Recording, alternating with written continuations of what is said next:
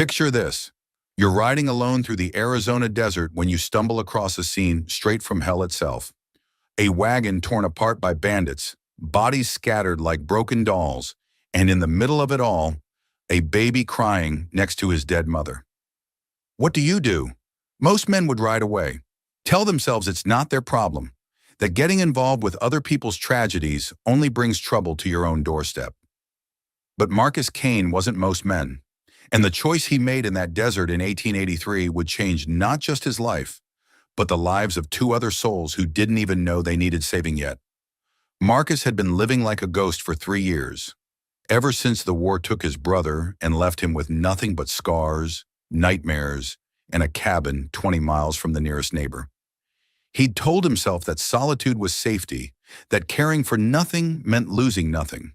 But what Marcus didn't know, as he knelt in that blood-soaked sand and lifted that crying infant into his arms, was that 3 weeks later, a woman would appear at his door claiming to be the baby's aunt. A woman who'd been searching every settlement between Santa Fe and Tucson, following rumors and whispers, and the fading hope that her sister's child might still be alive. This is the story of how a man who'd forgotten how to care learned to love again. How a woman searching for her lost family found something she never expected. And how a baby who should have died in the desert grew up to prove that sometimes the most powerful thing you can do is refuse to let the world break what matters most. The folks in Red Valley called them scandalous. The preacher called them sinful. But what they really were was something much more dangerous than that. They were a family. The sun hung merciless in a copper sky, beating down on the red earth like God's own hammer. Marcus Kane pulled his horse to a stop at the crest of a low ridge and wiped sweat from his forehead. Below him, the trail wound through a canyon between walls of red sandstone, carved by flash floods and ancient rivers. He was 3 days out from Red Valley, returning from Tucson with winter supplies, salt pork, coffee, ammunition, lamp oil. The basics that kept a man breathing when civilization was just a memory on the horizon. He preferred it that way. Had for 3 years now, ever since he'd come home from the war to find his brother dead.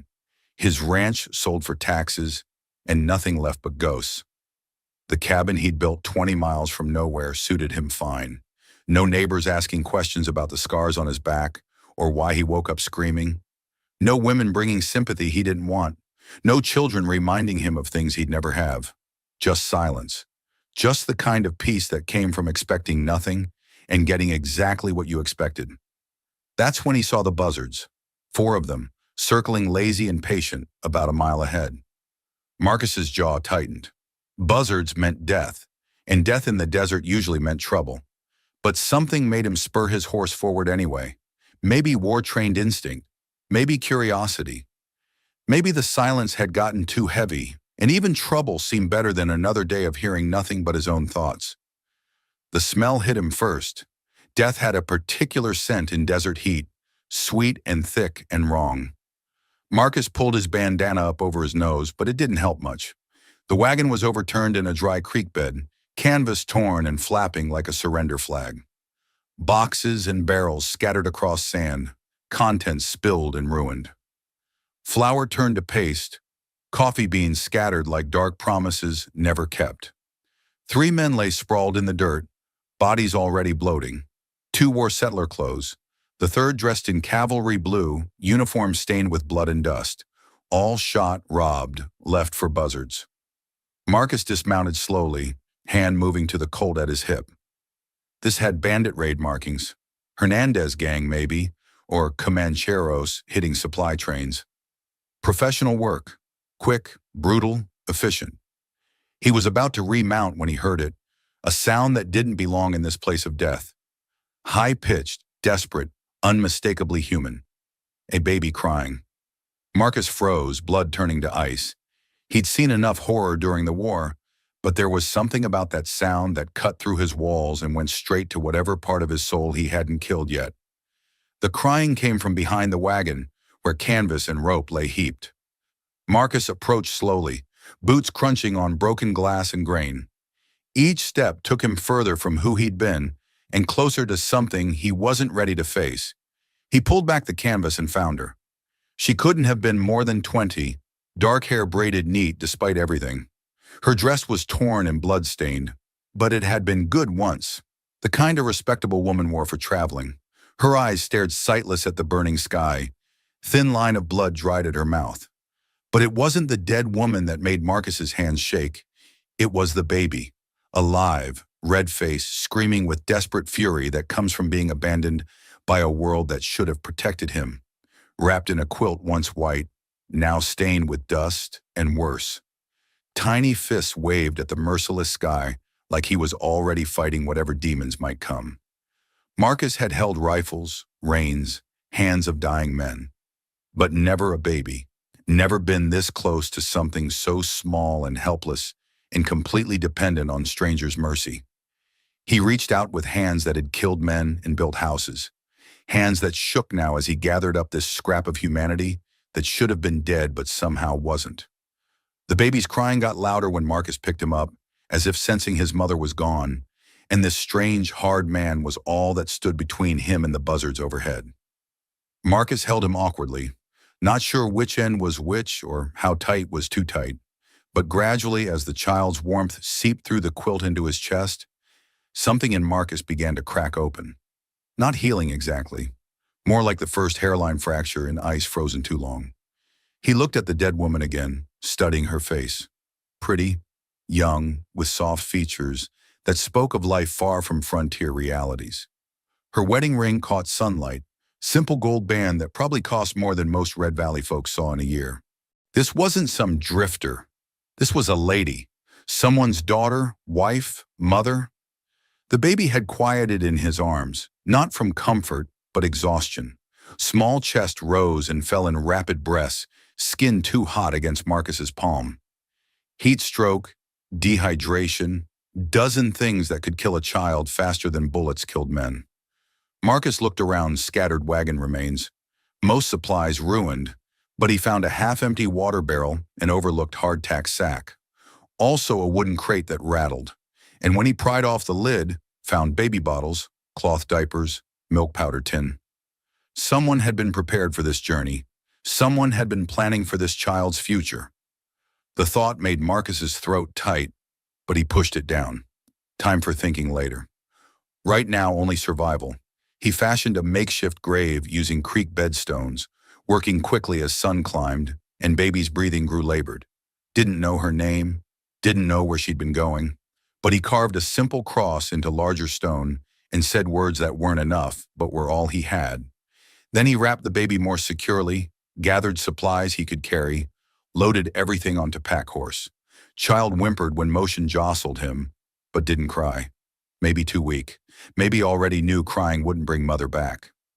Marcus mounted and settled baby against his chest, one arm holding secure while other guided reins. Felt strange, foreign, like wearing someone else's clothes. But alternative was leaving child to die. And whatever Marcus Kane had become, he wasn't that kind of man. Not yet. The ride to Red Valley took 4 hours, every minute feeling like eternity. Baby drifted in and out of consciousness, small body burning with fever. Marcus tried talking to him, not because he thought it would help, but because silence was too heavy. "Easy there, little one," he murmured as horse picked way down rocky slope. "Almost home. Got roof. Got water. Got fire to keep chill off when sun goes down." Baby's eyes opened at his voice, dark and serious and far too knowing for someone who couldn't be more than a few months old. For a moment, Marcus felt like he was being judged by something ancient and implacable, something that could see right through to his core and find him wanting. But then Child's tiny hand escaped quilt and wrapped around Marcus's finger, and worlds shifted in ways that had nothing to do with horse motion or heat shimmer. Red Valley appeared like mirage made real. Weathered buildings clustered around single main street running from saloon to church. Population maybe 200 on good day. Folks who'd come west looking for something better and found something harder. Marcus had chosen the place because it was where a man could disappear if he wanted, where people minded their own business and didn't ask questions about your past or why you lived 20 miles from nowhere. But as he rode down Main Street with baby in his arms, Marcus realized anonymity was about to become luxury he could no longer afford. Mrs. Henderson stepped out of general store and nearly dropped her groceries. Her mouth fell open, snapped shut, opened again like catching flies. Old Pete on saloon porch leaned forward so far he nearly fell off his chair. Weathered face creased into frown that could curdle milk. Blacksmith's hammer went silent. Dogs stopped barking. Even wind seemed to hold breath as Marcus Kane, hermit of Copper Creek Canyon, rode through town with baby pressed against chest like strange nativity scene. Marcus kept eyes forward and jaw set. He'd learned long ago that less you gave people to talk about, faster they got bored and moved on. But even he had to admit this situation would be harder to ignore.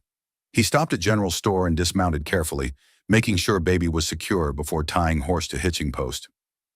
Mrs. Henderson scurried inside, no doubt to spread news that Marcus Kane had come to town with baby, and Lord only knew where he'd gotten it. Bell chimed as Marcus stepped inside, and conversation died like someone blew out candle. Mr. Henderson emerged from behind counter, thin face creased with curiosity and concern. "Marcus," he said, nodding politely. "Didn't expect to see you for another month." "Need something," Marcus replied, shifting baby to other arm. "Milk powder if you got it, baby bottles. Cloth for diapers." Silence that followed was so complete Marcus could hear clock ticking behind counter. Mrs. Henderson peered around corner, eyes wide with barely contained gossip. That's a baby," she said, as if Marcus might not have noticed. "Yes, ma'am." "Where did you—" Mr. Henderson started, then stopped. "I mean, is there anything else you need?" Marcus appreciated the man's discretion, even knowing it wouldn't last. By sundown, every person in Red Valley would know Hermit had come to town with baby, and by tomorrow morning, they'd all have theories. "Cradle if you got one," Marcus said. "Materials to build one. Whatever milk keeps longest." Henderson nodded and began gathering supplies, movements efficient despite obvious questions burning behind his eyes. Mrs. Henderson disappeared entirely, probably to spread word through backdoor network that kept Red Valley's gossip flowing faster than water through broken dam. Baby stirred in Marcus's arms, making small sound that wasn't quite crying, but wasn't contentment. Marcus found himself rocking slightly, instinctive motion he didn't remember learning. Child's fever seemed broken during ride, but still too pale, too quiet, too fragile. "He's sick?" Henderson asked, loading milk powder tin into crate. "Fever. Dehydration. Found him in desert." Henderson's hands stilled. "His parents? Dead." Single word hung in air like gunshot smoke. Henderson nodded grimly and continued packing. Death was common enough on frontier that it didn't require lengthy explanations. People died. Others picked up pieces. That was how world worked. But babies were different.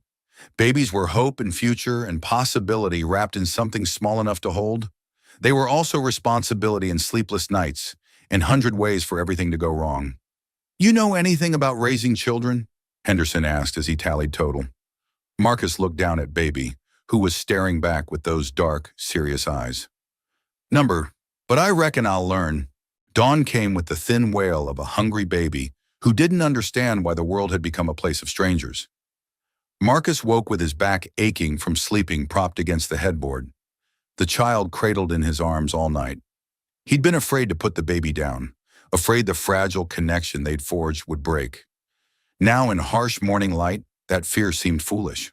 The baby was crying again, face red and pinched with distress, and Marcus felt as helpless as when he'd first heard those cries in the desert. All right, he muttered, struggling to his feet. "I hear you."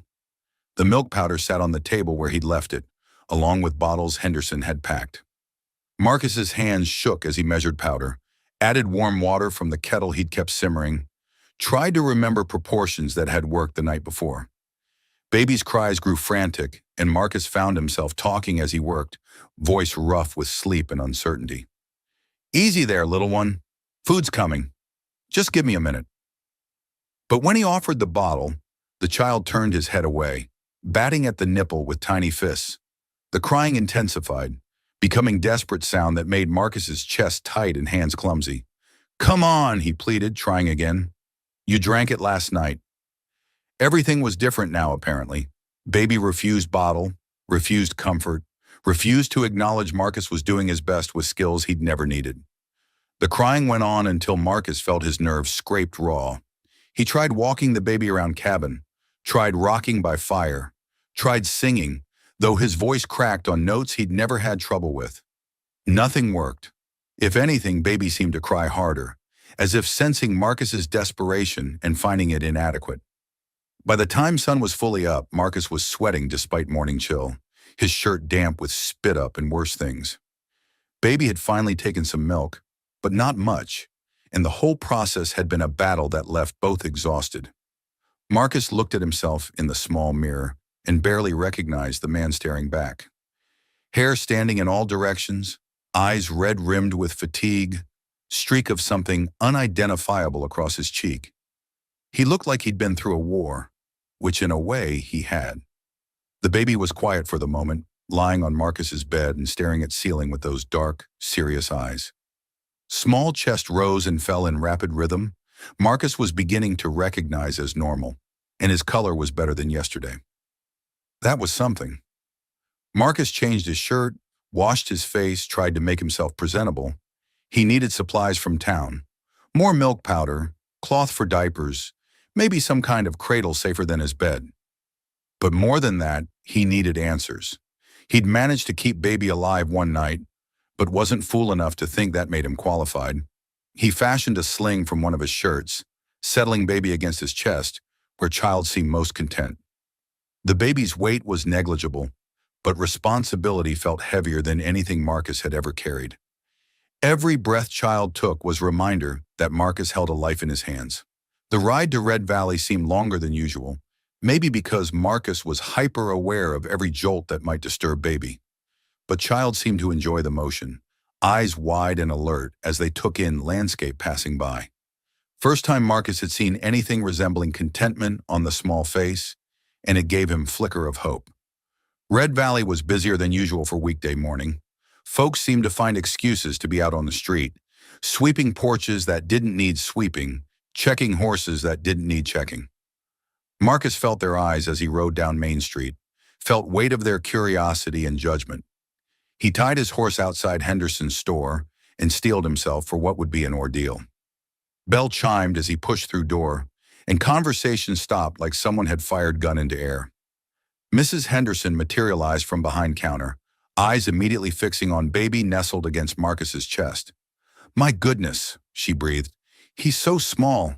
"Yes, ma'am." Marcus cleared his throat. "I need some advice about taking care of him." The admission felt like pulling teeth, but Marcus was desperate enough to swallow his pride. He'd kept men alive on battlefields and built houses that could withstand winters, but a baby who weighed less than a sack of flour had him completely out of his depth.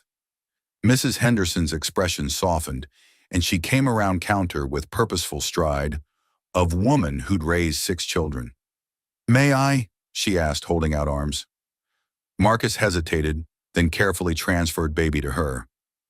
Mrs. Henderson settled child expertly against her shoulder, one hand supporting his head, while other rubbed his back in slow circles. "What's his name?" she asked. Marcus realized he hadn't thought about it. Baby had just been the baby in his mind, problem to be solved rather than person who needed identity. "I don't know. His mother was dead when I found him." Mrs. Henderson nodded, expression grave. "Poor little thing. No family at all?" "None that I know of." "Well," she said, bouncing baby gently, "he seems healthy enough. Little thin, maybe, but that's expected. How's he eating?" "Not well," Marcus admitted. "He'll take some milk, but not much. And he cries. A lot." Mrs. Henderson smiled, first genuine smile Marcus had seen in Red Valley in longer than he could remember. "They do that, especially when they're grieving." "Grieving? Babies know more than we give them credit for," she said, studying child's face. "He knows his mother's gone. He's scared, confused, probably wondering why the strange man is trying to take care of him instead of woman who should be here." The words hit Marcus harder than expected. He'd been so focused on practical aspects of keeping baby alive that he hadn't considered emotional toll. This wasn't just feeding and sleeping problem. This was child in mourning. "What do I do?" he asked. "You keep doing what you're doing." Mrs. Henderson said simply. You talk to him, you hold him, you show up every time he needs you, even when you don't know what you're doing. Eventually, he'll learn to trust you. She handed baby back to Marcus, who accepted him with slightly more confidence. He needs a name, though. Can't just call him baby forever. Marcus looked down at small face, trying to imagine what name might suit someone who'd survived bandits and desert heat and being orphaned before he could hold up his own head. Thomas, he said finally. Tommy. Mrs. Henderson nodded approvingly. Tommy Kane. Has a nice ring to it. Kane. Marcus hadn't considered baby would take his name, but hearing it spoken aloud felt right in a way he couldn't explain. Tommy Kane. Like they were already family. Now, Mrs. Henderson said, switching to practical matters, let's talk about what you're going to need. The list was longer than Marcus had anticipated. More milk powder, but also cloth for diapers, safety pins, proper cradle, clothes in various sizes as baby grew, soap gentle enough for infant skin, and dozen other things Marcus would never have thought of. But Mrs. Henderson was thorough and patient, and by time she finished loading supplies into crate, Marcus felt like he might actually have chance of keeping Tommy alive and healthy. How much? He asked, reaching for wallet. Mrs. Henderson waved him off. Consider it a gift for the baby. Marcus stared at her. Ma'am, I can pay. I'm sure you can. But a baby changes things, Marcus. You're not just taking care of yourself anymore. You're going to need every dollar you can get. Before Marcus could protest, she leaned closer and lowered voice. There's going to be talk, you know, about you taking in that baby. Some folks won't understand. Let them talk. I'm not saying they're right, she continued, but you should be prepared. Single man, raising child alone. Some people are going to have opinions about whether that's proper. Marcus felt his jaw tighten. Tommy's got nowhere else to go. I know that. You know that. But not everyone's going to see it that way. She straightened up.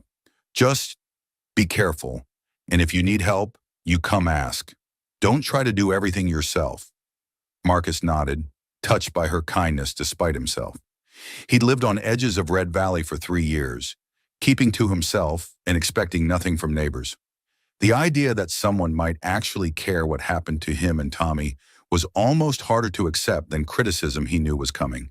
He loaded supplies onto Packhorse and settled Tommy back into Sling, trying to ignore way conversation stopped when he passed and resumed in whispers after he'd gone by. By time he reached edge of town, his jaw ached from clenching teeth. The ride home passed quietly, with Tommy dozing against his chest and late morning sun warming their backs. For a few miles, Marcus allowed himself to believe maybe this could work. Maybe he could learn to be what Tommy needed. Maybe people of Red Valley would mind their own business. But as he crested hill that looked down on his cabin, Marcus saw smoke rising from chimney and horse tied to post outside door. Someone was waiting, and given morning he'd had, he doubted it was social call. The visitor turned out to be Reverend Coleman, Red Valley's self-appointed moral authority. He was standing on Marcus's porch when they arrived, black coat and stern expression, making him look like Buzzard that had learned to walk upright. Marcus, he said as Marcus dismounted, we need to talk. Reverend! Marcus kept voice neutral, though every instinct told him to turn around and ride away. What brings you out here? I think you know. Coleman's eyes fixed on Tommy, and Marcus instinctively shifted to shield baby. The whole town's talking about this situation. What situation would that be? Don't play games with me, Marcus. A single man, taking in baby with no legal authority, no proper arrangements. It's not right. Marcus felt his temper stir but kept voice level. The baby's parents are dead. He needed help. There are proper channels for such things. Orphanages, church families who could provide appropriate care. Coleman stepped closer. What you're doing here, it's irregular, unseemly. Unseemly? A bachelor raising child alone. No woman's influence, no moral guidance. Coleman shook his head. The boy needs to be placed with proper Christian family, people who can raise him right. Marcus looked down at Tommy, who was sleeping peacefully against his chest, small fingers curled around fabric of his shirt. Baby looked content, secure, trusting in a way that made Marcus's throat tight. "He's got a home," Marcus said quietly. "He's got someone who'll take care of him." "You?" Coleman's laugh was sharp and humorless. "Marcus, you're a good man, but you're not father material. You live like hermit. You've never shown interest in family or faith or any of things that make man suitable for raising children." "I'm learning." "This isn't something you learn by trial and error. This is human soul we're talking about. Child who deserves better than this." Coleman gestured at cabin, at Marcus, at whole situation with obvious distaste. Marcus felt something cold and hard settle in his chest. Better than what? Than being raised by a man who talks to no one, trusts no one, who's more comfortable with isolation than human fellowship. That boy needs stability, Marcus. He needs community. He needs influence of godly people who can guide him toward righteousness. "And you think I can't provide that?" Coleman's expression softened slightly, as if trying to be kind while delivering blow. "I think you're doing what you believe is right, but sometimes what we think is right isn't what's best for children involved." Tommy stirred against Marcus's chest, making small sound that wasn't quite crying, but wasn't contentment either. Marcus found himself rubbing baby's back in slow circles, motion as natural as breathing. "He stays with me," Marcus said finally. "Marcus, he stays with me," Marcus repeated, voice leaving no room for argument. "I found him. I brought him home. I'm his family now." Coleman studied him for a long moment, eyes narrowing. The territorial authorities might see things differently. It was threat, politely delivered but unmistakable. Marcus felt his hand move instinctively toward gun, then forced himself to relax. Violence wouldn't solve this problem. "Then I reckon they can come talk to me about it," Marcus said. "Until then, Tommy stays where he is." Coleman nodded slowly, as if Marcus had confirmed his worst suspicions. "I'll be praying for you, Marcus, both of you. I hope you make right choice before it's too late." He mounted his horse with stiff dignity of man used to having his pronouncements taken as gospel. Marcus watched him ride away, feeling like he'd been given a glimpse of battles to come. Inside cabin, he settled Tommy in basket lined with soft cloth, then sat heavily and tried to process what had happened. Reverend's visit wasn't social call or expression of concern. It was warning shot. Notice that Marcus's newfound family wasn't going to be accepted without fight. Tommy began to fuss. Small sounds Marcus was learning meant he was hungry again. Marcus heated milk and tested temperature on wrist way Mrs. Henderson had shown him, then settled baby in his arms and offered bottle. This time Tommy took it without protest, dark eyes fixed on Marcus's face as he drank.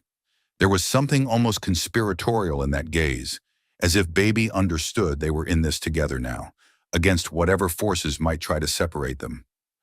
"It's going to be all right," Marcus murmured, surprised by how much he meant it. "I don't know much about being father, but I know about fighting for what matters. And you matter, Tommy, more than I expected." Baby finished bottle and settled back into sleep, one small hand resting against Marcus's chest. Outside, wind whispered through pine trees and creek babbled over stones. Inside, man who'd spent 3 years avoiding human connection found himself bound to another human being by something stronger than blood or law. Whatever came next, they'd face it together. Marcus Kane and Tommy Kane, family by choice rather than birth, holding on to each other in a world that seemed determined to tear them apart. 3 weeks passed in a rhythm Marcus had never expected to find comforting. Wake before dawn to Tommy's cries, heat milk while talking to the baby in low tones that seemed to calm them both. Change diapers with hands that were finally learning the right motions. Rock the child by the fire while coffee brewed and the desert awakened outside. Tommy was thriving now, his cheeks filling out and his eyes bright with curiosity that followed Marcus around the cabin.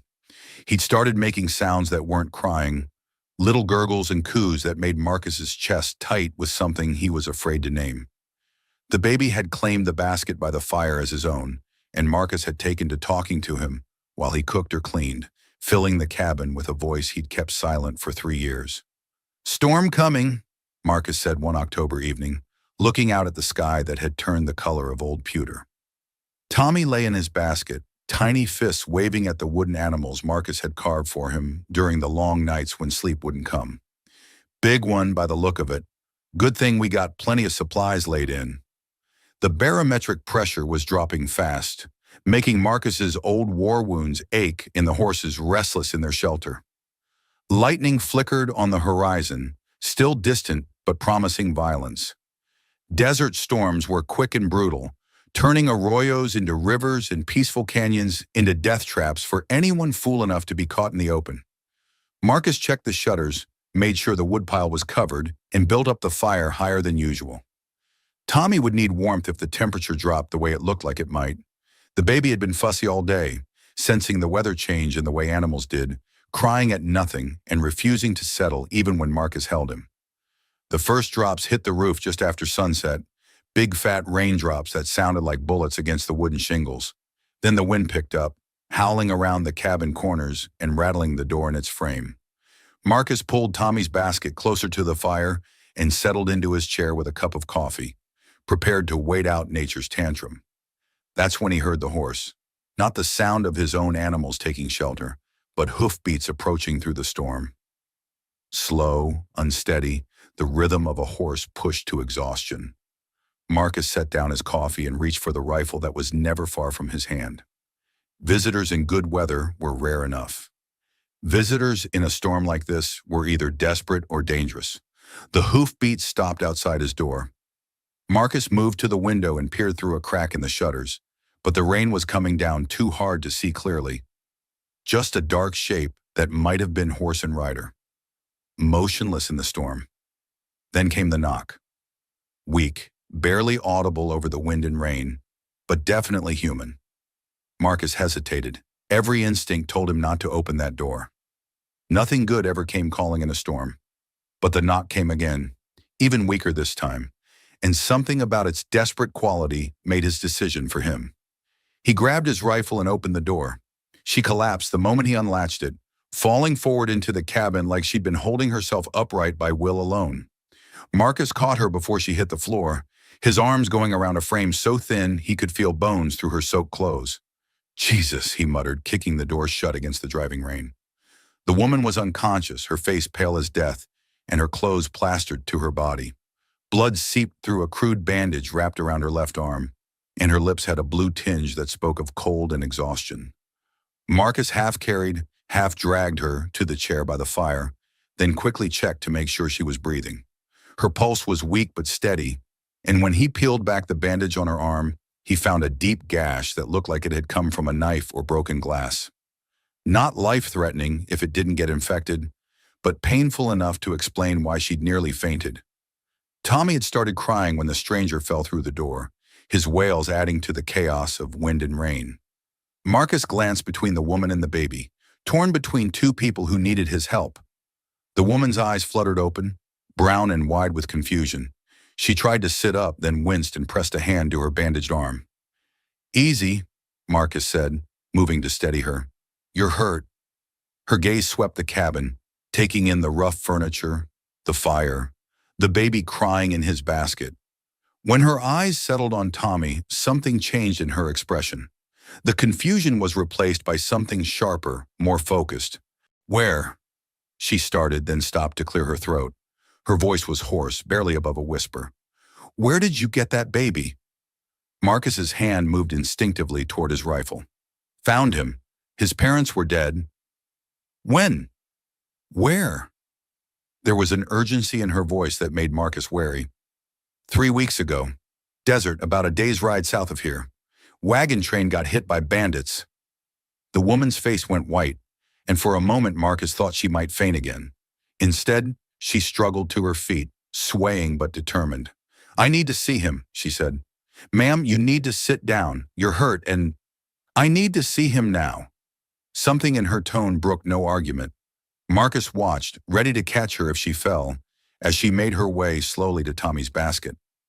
The baby had quieted when he heard voices, and now he lay looking up at the stranger with those dark, serious eyes. The woman knelt beside the basket, her breath catching. She reached out with shaking fingers to touch Tommy's cheek, and the baby turned toward her touch with a sound Marcus had never heard him make before. a soft, almost questioning coo. "Oh, God," she whispered, and tears started streaming down her face. "Oh, God, it's really him." Marcus felt the bottom drop out of his stomach. "You know him?" "He's my nephew." Her voice broke on the words. "This is Mary's son, my sister's baby." The cabin fell silent except for the storm raging outside and the soft sound of the woman crying. Marcus stared at her, his mind racing through implications he didn't want to face. If this woman was telling the truth, if she really was Tommy's aunt, then everything was about to change. "What's your name?" he asked quietly. "Emma. Emma Hartwell." She wiped her eyes with the back of her hand, not taking her gaze off Tommy. "Mary was my sister, my younger sister. She was coming to find me when they killed her." "How do you know about the attack?" Emma's jaw tightened. "I've been looking for her for weeks. Started in Santa Fe when she didn't arrive when she said she would. Sheriff there told me about bandit raids on the trail. Said there'd been attacks, but no details." She looked up at Marcus. "I've been riding from town to town, asking if anyone had seen a young woman with a baby. And you found me. Found you in Red Valley yesterday.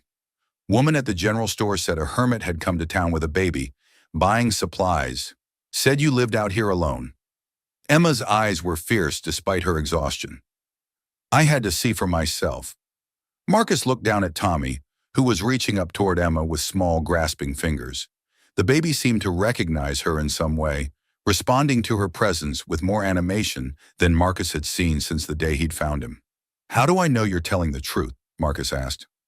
Emma pushed up the sleeve on her uninjured arm, revealing a small birthmark on her wrist, a crescent-shaped mark about the size of a silver dollar.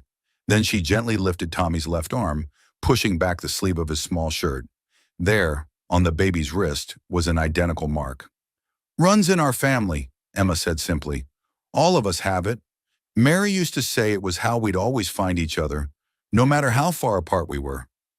Marcus stared at the matching birthmarks, feeling the world shift beneath his feet. 3 weeks ago, Tommy had been a foundling with no past and no family. Now he had a blood relative, someone with a legitimate claim to him that Marcus couldn't dispute. "What happened to your sister?" he asked, needing to hear the whole story. Emma's face hardened. "Mary married young, to a man our father approved of, but she never loved. He was difficult, cruel when he'd been drinking. When she found out she was pregnant, she tried to make it work, but he got worse after the baby was born. Started hitting her, threatening the child." She paused, looking down at Tommy with infinite tenderness. "So she left, packed what she could carry, and started west to find me. I'd written her letters about California, about opportunities there for women willing to work hard. She was going to stay with me until she could get on her feet. But she never made it. She got as far as the desert before." Emma's voice trailed off. She reached into her saddlebag and pulled out a letter, rain-stained but still readable. "This is the last letter she sent me, mailed from Tucson the day before she died." Marcus took the letter and read it by firelight. It was in a woman's careful handwriting, full of hope and plans for the future. Mary wrote about her baby boy, about how excited she was to start over, about how much she was looking forward to seeing her sister again. "She named him Thomas," Emma said softly, "after our grandfather. She wrote that he was the strongest, bravest little boy she'd ever seen. Tommy." The name Marcus had chosen almost at random had actually been the baby's name all along. It felt like fate, or maybe just the kind of coincidence that made a man believe in things bigger than himself. "What do you want?" Marcus asked, though he was afraid he already knew the answer. Emma was quiet for a long moment, studying his face. "I want to take him home," she said finally. "I want to raise him the way Mary would have wanted. I want to give him the family he should have had." Marcus felt something cold and sharp twist in his chest. "He's got family. He's got me. You're not his blood. Blood doesn't make family. Love does. And I love that boy like he was my own." Emma's expression softened slightly. "I can see that. The way you talk to him, the way he responds to you, it's clear you care about him. But Marcus, I'm all the real family he has left. I owe it to Mary to take care of her son." Outside, thunder crashed loud enough to shake the cabin walls. Inside, two people who'd found love in the most unexpected places stared at each other across a baby who belonged to both of them, and neither of them. Marcus looked down at Tommy, who had fallen asleep in his basket, one tiny fist curled around the wooden horse Marcus had carved for him. 3 weeks wasn't very long in the grand scheme of things, but it was long enough to fall in love, long enough to imagine a future, long enough to know that letting go would tear out a piece of his heart. But Emma was right about one thing. She was Tommy's blood family, and that had to count for something. "Storm's not letting up," Marcus said finally. "You're hurt and exhausted. We'll talk more in the morning, when we can both think straight." Emma nodded, suddenly looking as tired as she probably felt. "Thank you, for saving him, for taking care of him. Whatever else happens, I'll never forget that you gave him a chance to live." Marcus made up a bed for her on the floor by the fire, close enough to Tommy's basket that she could watch over him, but far enough from Marcus that they could both maintain some sense of propriety. As the storm raged outside and the fire burned low, three people who'd found each other in the vast loneliness of the frontier tried to figure out what family meant when blood and love and law all pointed in different directions. It was going to be a long night. Dawn broke gray and quiet, the storm having blown itself out sometime before sunrise. Marcus woke to find Emma already up, sitting beside Tommy's basket and watching the baby sleep with an expression of such longing it made his chest ache. She cleaned and rebandaged her arm, and though she was still pale, she looked stronger than she had the night before. "How long have you been awake?" Marcus asked, sitting up and running a hand through his hair. "Most of the night," Emma admitted.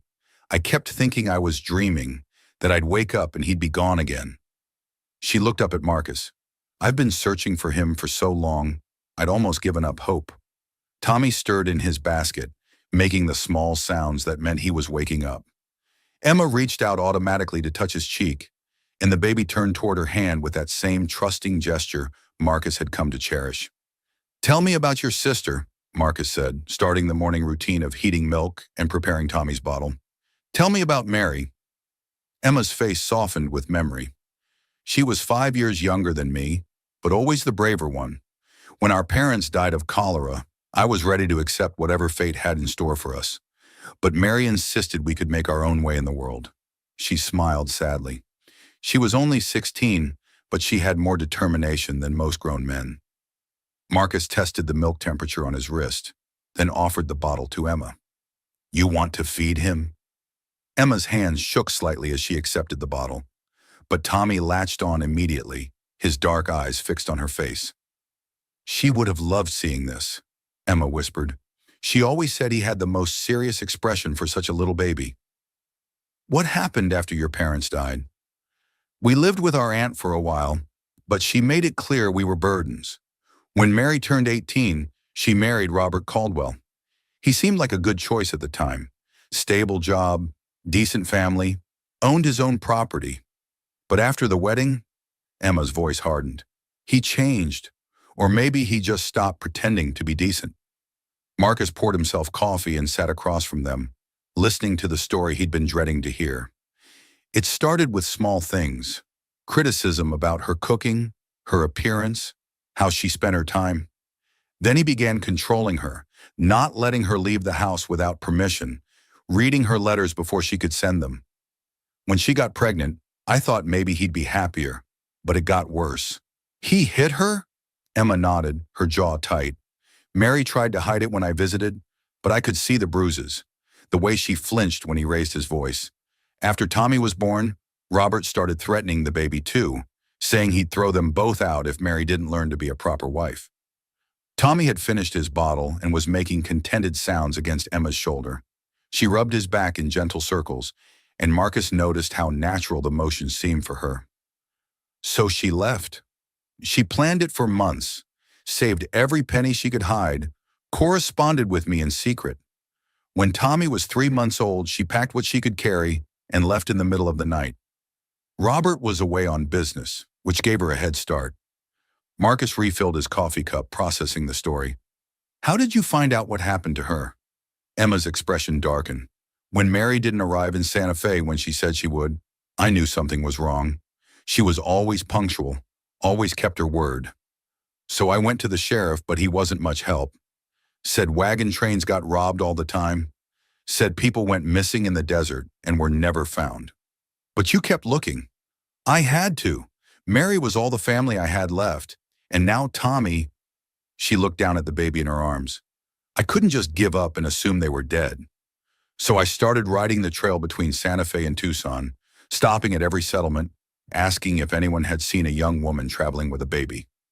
Marcus stood and walked to the window, looking out at the desert that stretched endlessly in all directions. That's dangerous country for a woman alone. I know, but what choice did I have? Emma's voice was firm. I finally got a lead in Red Valley. The woman at the general store mentioned a hermit who'd come to town with a baby, buying supplies for childcare. She said you lived out here alone, that no one knew much about your background. So you came to investigate. I had to see for myself. When I saw you with Tommy yesterday, Emma's voice broke slightly. I knew immediately. He looks just like Mary did as a baby. Same dark eyes, same serious expression. Marcus turned back to face her. What's your plan now? Assuming you take him back to Santa Fe? Emma was quiet for a long moment, stroking Tommy's hair. I have a small house there, and I work as a seamstress. It's not much, but it's honest work, and I make enough to support both of us. There are other families nearby, children for him to play with when he's older, a school, a church, all the things a growing boy needs. It sounded reasonable, responsible, everything Marcus couldn't offer. His cabin was isolated, the nearest neighbors miles away. He had no experience with children, no understanding of what Tommy would need as he grew older. Emma was offering civilization, community, a proper upbringing. But the thought of letting Tommy go felt like tearing out his own heart. He's happy here, Marcus said quietly. I can see that, and I can see how much you love him. Emma's voice was gentle but firm. But Marcus, think about what's best for him in the long run. What happens when he gets older and starts asking questions about his parents? What happens when he needs schooling, or medical care, or just the company of other children? Marcus had no good answers for those questions, and they both knew it. Tommy had fallen back asleep in Emma's arms, and she laid him carefully in his basket. Then she stood and walked to where Marcus was standing by the window. I have a proposition, she said. Marcus raised an eyebrow. I'm listening. Stay for a while, a few weeks, maybe a month. Help me learn to take care of him the way you have been. Show me his routines, what he likes, what calms him when he cries. Emma paused, choosing her words carefully. I can see he's bonded with you, and I don't want to just tear him away from the only stability he's known since Mary died. Marcus felt something loosen in his chest. It wasn't what he wanted, keeping Tommy forever, but it was more than he dared hope for. You'd want me to help? I'd need you to help. I've never taken care of a baby before, and Tommy's used to you. It would be better for him if the transition was gradual. They spent the morning working together, Emma watching as Marcus demonstrated Tommy's feeding schedule, how to change his diapers, what to do when he got fussy. She was a quick learner, her movements becoming more confident as the day progressed. He trusts you, Emma observed as Marcus rocked Tommy to sleep for his afternoon nap. I can see it in the way he relaxes when you hold him. Took a while, Marcus admitted. First few nights I thought I was going to break him. He seemed so fragile, so helpless. But you didn't give up. Couldn't. He didn't have anyone else. Emma was quiet for a moment. Marcus, can I ask you something personal? He nodded. Why haven't you ever married? Started a family of your own? Marcus set Tommy in his basket and sat heavily in his chair. War changes a man. I came back different than when I left. Angry, broken in ways that don't show on the outside. Didn't seem fair to inflict that on a woman who deserved better. And now, Marcus looked at Tommy, sleeping peacefully in the afternoon light. Now I think maybe I was wrong about what family means. Maybe it's not about being perfect or having everything figured out.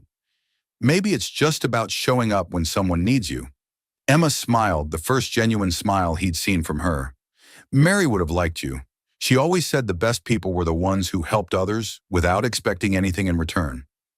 That afternoon, while Tommy napped, Emma told Marcus more about Mary's life, about their childhood, about the dreams his sister had harbored for her son's future. Marcus found himself sharing stories too, about his brother, about the war, about the 3 years of solitude that had preceded Tommy's arrival. "You're not the hermit I expected," Emma said as they sat on the porch, watching the sun sink toward the mountains. "What did you expect? Someone bitter maybe, selfish, the kind of man who'd taken a baby for his own purposes rather than the child's good." She looked at him sideways. "Instead, I find someone who's given that baby more love and care than some children get from their birth parents." Marcus felt his cheeks warm with the unexpected praise.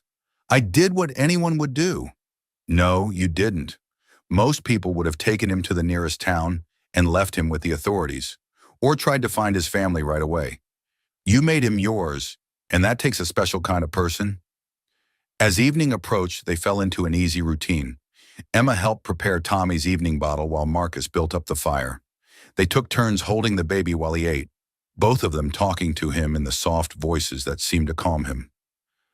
"I have another proposition," Emma said as they settled Tommy for the night. Marcus looked up from adjusting the baby's blanket. "What's that?" "What if we both stayed? What if we raised him together?" The words hung in the air between them, loaded with possibilities Marcus was afraid to examine too closely. "You mean?" "I mean, we could be his family, both of us. You've given him love and stability, and I can give him connection to his mother's memory, to his history. Together, we could give him everything he needs." Marcus stared at her, his heart pounding. "Emma, that's unconventional, I know. But so is a bachelor hermit raising an orphan baby.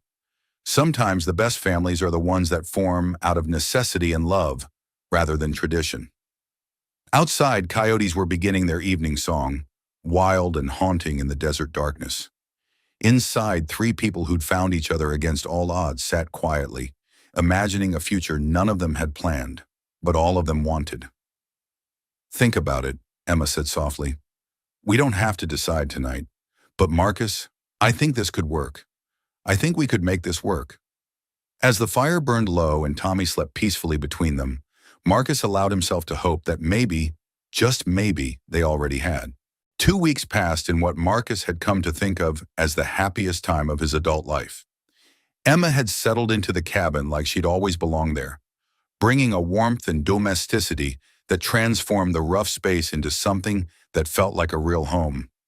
She'd sewn curtains for the windows, organized the shelves with an efficiency that amazed him, and filled the evenings with conversation that made him remember why he'd once enjoyed the company of other people. But more than that, watching her with Tommy had shown Marcus what the baby had been missing: the gentle touch of a woman who knew instinctively how to comfort and nurture. Emma sang lullabies while she rocked him, told him stories about his mother, and had a way of calming his fussiness that seemed almost magical. "We make a good team," she said one morning as they worked together to give Tommy his bath, Marcus holding the squirming baby while Emma gently washed his hair. "We do," Marcus agreed, marveling at how natural it all felt. 3 weeks ago, he'd been a solitary man who barely spoke to another human being from one month to the next. Now he couldn't imagine life without the sounds of domestic harmony that filled his cabin. But their contentment was about to be tested. The first sign of trouble came when Marcus rode into Red Valley for supplies. He'd grown accustomed to the stares and whispers that followed him whenever he appeared in town with Tommy. But today felt different. The conversations didn't just stop when he passed. They continued in harsher whispers, and he caught fragments that made his jaw clench. "Living in sin. Poor child. What kind of upbringing? Someone ought to do something." At Henderson's store, the atmosphere was openly hostile. Mrs. Henderson, who had been kind and helpful before, barely looked at him as she gathered his supplies. When Marcus asked about ordering fabric for Emma to make clothes for Tommy, she pursed her lips disapprovingly. "I heard you've got a woman living out there with you now," she said, her voice carrying clearly to the other customers in the store. "Tommy's aunt," Marcus replied evenly. "She came looking for him." "Is that what she's calling herself?" Mrs. Henderson's tone suggested she didn't believe a word of it.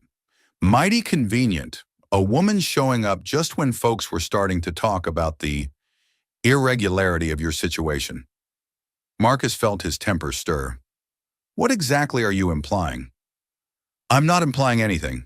I'm saying outright that it's unseemly for an unmarried man and woman to be living together. Baby or no baby, there are proper ways to handle these situations. Before Marcus could respond, Reverend Coleman entered the store, his presence immediately commanding the attention of everyone present, his eyes fixed on Marcus with the cold satisfaction of a man who'd been proven right. Marcus, he said, his voice carrying the weight of moral authority, I understand congratulations are in order. I hear you found yourself a companion. The way he said the word made it sound dirty, shameful. Marcus felt his hand move instinctively toward his gun, then forced himself to relax. Emma is Tommy's aunt. She has every right to be involved in his care. Does she? Coleman stepped closer, lowering his voice but not enough to prevent the other customers from hearing every word. Have you seen any documentation proving this relationship? Any legal papers establishing her claim to the child? Marcus hadn't thought to ask for proof, had accepted Emma's story based on the birthmark and her obvious love for Tommy. Now hearing Coleman's skeptical tone, he wondered if he'd been naive. The child knows her, Marcus said firmly. He responds to her like family. Children are trusting creatures, Coleman replied. They'll accept attention from anyone willing to give it. That doesn't make that person family. Mrs. Henderson leaned across the counter, her voice dropping to a conspiratorial whisper. Reverend, what should be done about this situation? Surely the territorial authorities need to be informed. I've already sent word to the territorial judge, Coleman said, not bothering to lower his voice. This matter requires official intervention. The child's welfare is at stake. Marcus felt the world tilt beneath his feet. You had no right? I had every right. As a man of God and a concerned citizen, I have a duty to protect innocent children from irregular circumstances. Coleman's smile was thin and cold. The judge will be here within the week to assess the situation and determine proper placement for the child. The ride home felt like the longest of Marcus's life. Every hoofbeat seemed to echo with Coleman's threat, every mile bringing him closer to having to tell Emma that their fragile happiness was about to be torn apart by people who saw sin where they saw love. He found Emma in the garden behind the cabin, Tommy lying on a blanket in the shade while she tended the vegetables Marcus had planted, but never had time to properly care for. She looked up when she heard him approach, her smile fading when she saw his expression. What's wrong? Marcus dismounted and told her everything. The whispers in town, Mrs. Henderson's accusations, Coleman's threat about the territorial judge. Emma listened without interruption, her face growing paler with each word. They think I'm lying about being Tommy's aunt, she said finally.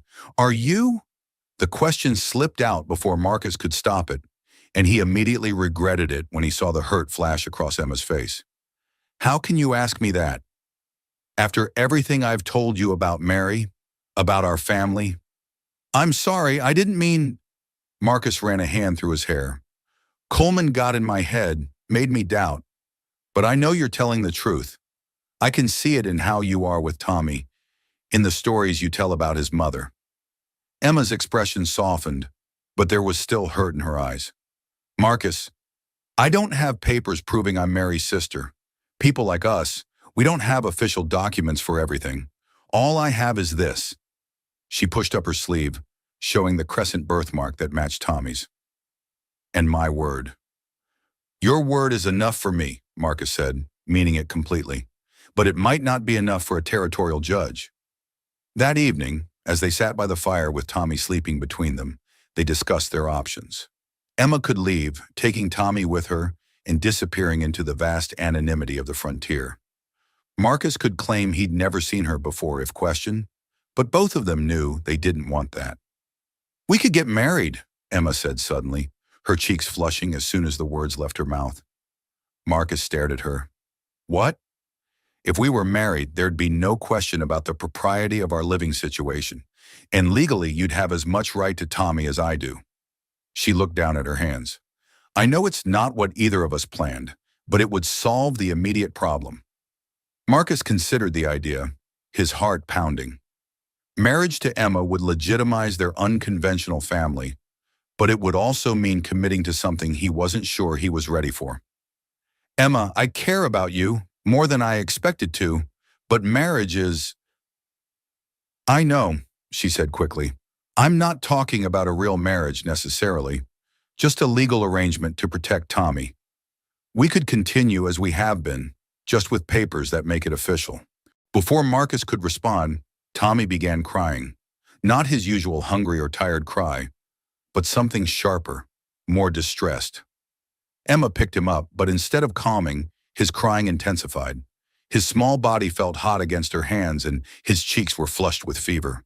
Something's wrong, Emma said, her voice tight with worry. Marcus felt Tommy's forehead and cursed under his breath. The baby's temperature was dangerously high, and his breathing was rapid and shallow. They dealt with minor fussiness and occasional spitting up, but this was something else entirely. We need to get him to a doctor, Marcus said, already moving toward his saddlebags. The nearest doctor is in Red Valley, Emma pointed out. After what happened today, Marcus paused. Bringing a sick baby to a town that was already suspicious of their situation would only make things worse. But Tommy's health was more important than gossip or judgment. I don't care what they think, he said finally. Tommy needs help. The ride to Red Valley was a nightmare. Tommy's fever spiked higher, and by the time they reached town, he was barely conscious. Marcus kicked down the door to Dr. Winters' office, not caring who saw or what they thought. Dr. Winters was an elderly man who'd been treating the people of Red Valley for more than 20 years. He took one look at Tommy and immediately went to work, his hands gentle but efficient as he examined the baby. Pneumonia? He diagnosed grimly. Probably caught from the weather change. Babies are susceptible. Will he be all right? Emma asked, her voice barely above a whisper. Hard to say. Next 24 hours will be critical. Dr. Winters looked between Marcus and Emma. He'll need constant care.